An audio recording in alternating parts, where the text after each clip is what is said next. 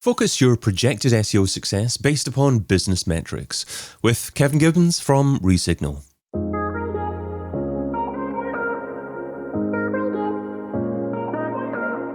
Brought to you by Majestic, I'm David Bain and this is SEO in 2022. Kevin, what is your number one SEO tip for 2022?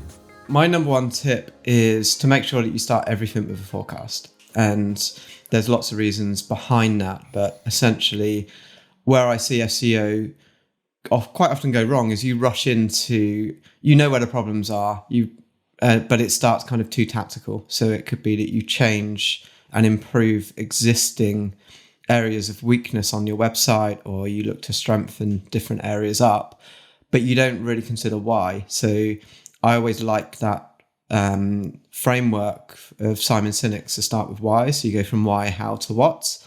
And I felt like over the years, I've been trying to reiterate that into our team of actually, rather than starting with how and the tactical, let's look at why, let's look at the forecasting. And I think there's just so much that you can get out of that from a business level. That means rather than kind of sprinting in the wrong direction, you're understanding actually there's a strategy first.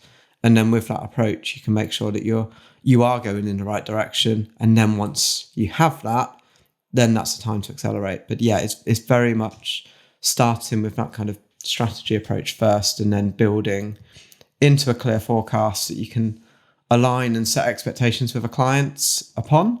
And then if you know what success looks like in, say, 12 months, even 5, 10 years, 10 years is probably a bit too much, but I think certainly the longer term vision of the business should be aligned to your SEO strategy. And I really like you talking about Simon Sinek there as well. I, funnily enough, actually use Simon Sinek's why, how, what approach to design web pages, just individual web pages, and certainly landing pages for products. Because if people emotionally resonate with what you're saying to begin with, and then you can bring them further down the page to actually describe actually what it is you do to deliver, why they've landed on your page, and then obviously how you actually go about doing that towards the bottom of the page. I think that actually tends to deliver a fairly high converting landing page. But that's another topic, I guess. You also mentioned start with a forecast, and SEOs obviously have their own metrics that they may incorporate as part of a forecast, but it may not be the metrics that a business owner is interested in or really cares about. So how does an SEO actually decide on the metrics to incorporate within the forecast? So I would keep them as business focused as possible. And it comes with, there's not a one fits all. It comes with a conversation with the client. What are their business objectives and what are they looking to achieve? Quite often it does fall back to organic revenue, but that might not be the case. You don't want to just make assumptions.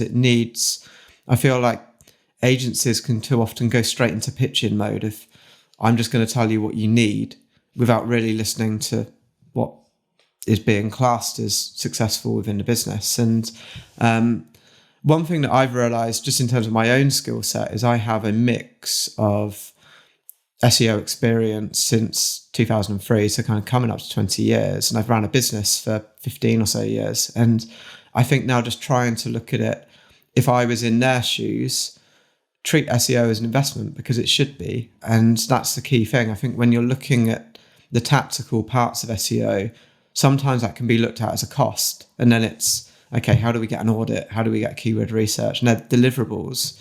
And you're quite often looking at the rate. But I think in terms of looking at it from the client perspective, you're then saying, this is an investment in SEO that we could spend in paid search, or we could spend on email marketing, or frankly, you could put that money in the stock market and expect, say, I don't know, 7% return or something like that. So if you're creating something that is adding more value, and this isn't a conversation about SEO versus PPC. As for me, there's always been a place for all of those channels, and you don't necessarily want all of your eggs in one basket. But to give you a longer answer to what's the metric, I think it's going back to what is it that they're trying to achieve. And at a business level, it's normally a return on that investment. Sometimes it could be cost savings, sometimes it could be brand awareness, but I do feel like it's very much trying to understand what does success look like from a client perspective. What does that look like for revenue? How many products do you need to sell? What are the top products that are driving you? Kind of average order values or profit. And then the more that you can dig into that, the more you can then start to work backwards. And I definitely advocate having a hierarchy of KPIs. Pick one target. Otherwise, quite often you're chasing two rabbits. If you have that one target, let's say it's organic revenue, then you can start to work downwards and say, okay, what type of traffic do we need? What type of rankings do we need to secure? Even to the point of then more tactically, okay, what type of links do we need to get from different publishers? What type of content do we need to have on our site? Technically, which pages do we need to optimize, etc. So that then you work backwards and you have those lead and lag indicators. It's not just this North Star that SEO is a leap of faith and 2 years later you'll be there. Don't question us in between. You need to show progress all the way through that keeps you heading towards that North Star without losing sight of why you're really doing that in the first place. I love your language, actually, treating SEO as an investment. That's certainly going to resonate with many business owners because they understand precisely what that means. How long then is reasonable to expect to pay back some of that investment? You did mention the term 2 years there. Is it ideal, if possible, to talk about SEO within that kind of time scale? You also mentioned looking at organic revenue, and I guess that might focus you towards bottom of funnel terms and terms that are more likely to convert straight away. So I guess two-part question is how long is a reasonable time to pay back that investment? And I guess second part is, speaking in that type of language, does it not encourage you to focus more on bottom of funnel terms rather than actually terms that might take longer to obtain rankings and success? It does, yeah. And to a certain extent, I think that's the right way to approach it, because if you're having a short-term impact, that's the way that you can get more investment and kind of buy-in for what you're doing. So prioritize by, let's say it's like those page 2 rankings that you can tip over to the edge onto page 1. Those are great for forecast because you're almost there. You're just not getting the traffic and the revenue that you have put a lot of hard work into getting.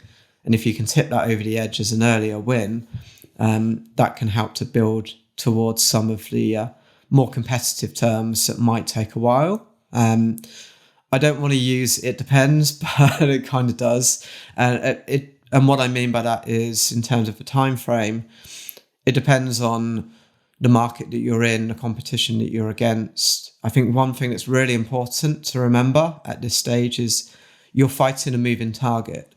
Quite often forecasting is done as, we want to get to where our competitor is now, so we need to create X amount of pieces of content, et cetera, in order to close the gap. But that makes the assumption that they'll do nothing. And quite often that's not the case. They're very switched on and heavily invested in themselves. So I think you need to try and be a bit more calculated about it. From a return perspective, again, if I was looking at this from a marketing director seat, I'd be looking to make a return within 6 to 12 months on that investment at a minimum. And I would then be looking to really reap the rewards kind of within a couple of years afterwards, because you get that this isn't paid search where you can put money in, get traffic back very quickly, and then make a return. It is a longer term investment, but when you're at the end of those 12 months and you've secured a lot more organic traffic, you have a much stronger base to start the next year from than when you started before. So it does need a longer term timeline in terms of your outlook, because otherwise you would always be investing in short term tactics, but then you kind of end up stuck in that situation where you always have to invest to keep it going. It's a tap that can be turned off. So I think it needs realistic expectations, but you absolutely should be looking at the return that you're getting from that spend equally as well. I love your focus on the fact that actually your competitors are where they are at the moment, but it's not where they're going to be in the future. So you possibly need to have some kind of forecast in terms of where your competitors are likely to be in 2 years' time, and then focus your SEO efforts on surpassing what their likely success is going to be in the future. You also touched upon the key areas to focus on initially, and that is, I guess, rankings that are just off page one, that may result in immediate transactions or some kind of immediate measure of success. So what typically are you seeing at the moment in terms of SEO tactics are likely to bring a ranking from just off page one onto page one? Are you seeing a lot of simple on-page issues that can be fixed, technical issues? Is it links? Is it quality of content, or something else? We've had some very good wins from that approach, purely with content. So how do we make that content experience stronger, maybe deeper? It might not always be the case, but normally just improving. If you think of the EAT, I think there's certainly, in terms of like the authority of content, I think is very important, and just making sure that you've got content that can be trusted. So I think for our perspective, in terms of just where we've seen those results come from, if you can take those keywords that are on the edge of page one and tip it over the edge, and then I think, quite often you can do that by improving the content. Sometimes the UX, certainly, if there's things that you can do in terms of title tags, meta descriptions to boost your click-through rates, and make sure that it's as targeted as possible for those terms. Again, it's about giving Google those signals that you deserve to be amongst the page one listings, if not higher. So I think it's really investing in that content experience. And obviously there's more that you can do around it. The 3 pillars of SEO, as far as I'm concerned, have always been the same: of technical on-site content and link reputation. In an ideal world, you would be as strong as possible in all 3 of those. But if you're on page 2 already, I think your biggest wins, unless you have serious technical issues, are likely to come from investing in that content experience. Do you ever have any business owners or directors that ask you to focus on bad or irrelevant metrics, and you have the challenge of saying to them, we're better off focusing on these metrics instead? All the time. Okay. Actually, what metrics do they typically want to focus on then? Over the years, I think there's some that we've pushed back on. There's some that we're learning that we still need to push back on. I'm not a fan of link metrics for the reason that I think you're choosing the wrong target. I think link metrics can be a KPI, but it shouldn't be the main goal. I think the main goal should be a business metric, and I think it should be ideally revenue focused. And then your strategy and approach could be that you, say, do digital PR campaigns and you generate coverage, but whether you've generated 40 links, 100 links, 300 links of a certain quality, I'm not sure should be the main outcome. I think it should be much more, what did that do for us from a brand perspective, and certainly a business performance perspective. I definitely see people get way too hung up on this.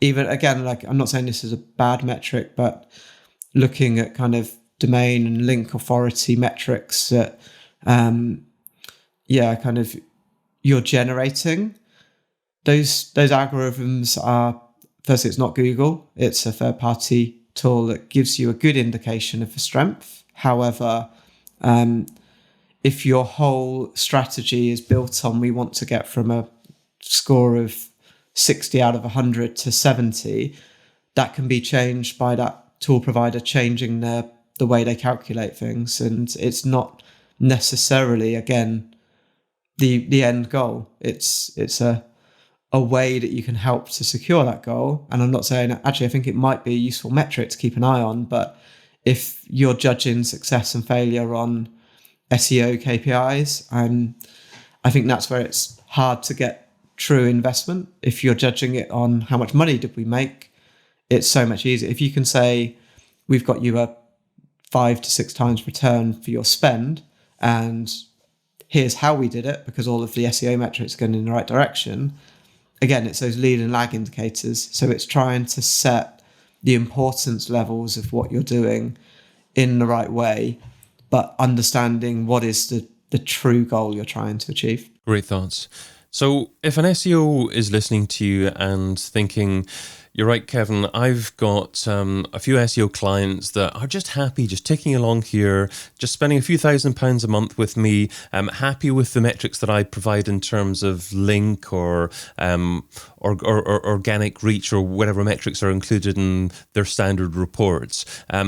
They're thinking, I need to focus more on business metrics. And if I do focus on business metrics, then perhaps I'm going to get my clients to invest tens of thousands of pounds per month with me in different projects if I really take the time to truly understand their business. But the SEO is very busy. They're busy doing whatever they do on a monthly basis. What's something that SEOs typically do on a regular basis that is probably diminished value in time, so that they need to spend more time doing what you suggest, focusing on core, proper business metrics? So there's 2 things.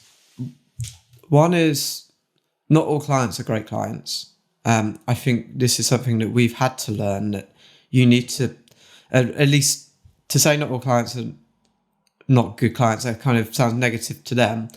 Not all agencies are a good fit for every single client. And I think it's knowing from, if you are an agency or an SEO provider, you're kind of looking at what is your sweet spot and what do you need to say no to, because sometimes you might want to be focusing on organic revenue and they might want to focus on kind of more specific SEO KPIs that you just don't feel like that's the right target. We've definitely been there in a number of cases in the past. And I think that's where most of the stories in terms of failure come from. It's a misalignment in goals from the very start. So I do think actually being clear on this, pushing back and saying this is what we want to be judged upon is really key. And if they say no, being prepared to walk away and say, okay, well, maybe you're not the right fit for us. We recommend you talk to someone else who can help you with that. And I think that's a really hard place to get to, because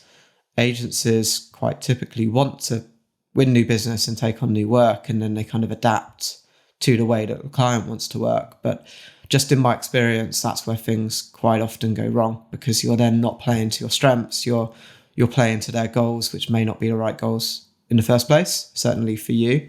And I think the second part of that is, if you are very clear on your goals, put all of your effort behind focusing on those goals. And that, again, that sounds obvious, but I see so much activity that is, okay, we're trying to increase organic revenue, but we could create all of this blog awareness traffic if we were to do X, Y, Z. And it's like, yeah, you could, but let's get to that after let's hit the target first. Let's put everything prioritized around what's the best way to hit your target. Let's make the client happy. Let's make them a lot of money. And if there's ways that as we can extend that strategy to generate more awareness longer term and it feeds into that, then obviously let's look at it. But if just start with what's most important. And I think that's the thing. It's a prioritization. You can do SEO all day long for pretty much any website on the internet. There's rarely things to run out of doing.